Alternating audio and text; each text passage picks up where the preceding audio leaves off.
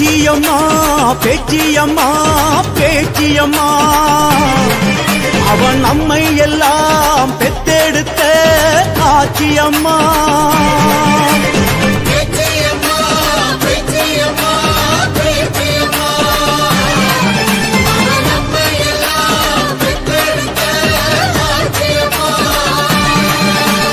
எழுவரிலே மூத்தவளே ஏழைகளின் ஆத்தாளே ஊழ்வடச்சா கழிப்பாளே கோருவரம் தருவாளே.